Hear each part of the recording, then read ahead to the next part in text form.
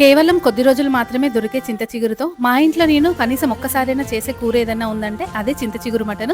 చాలా సింపుల్ గా ప్రిపేర్ చేసుకోవచ్చు. స్టవ్ పైన ప్యాన్ పెట్టుకొని ఆయిల్ వేసుకొని ముందుగా కొద్దిగా విడి మసాలాలు, అదే విధంగా ఉల్లిపాయలు, పచ్చిమిర్చి కూడా వేసి ఫ్రై చేసుకోవాలి. ఈ కూరకి ఉల్లిపాయ ముక్కలు కొద్దిగా ఎక్కువగా ఉన్నప్పుడే కర్రీ టేస్ట్ అయితే బాగుంటుంది.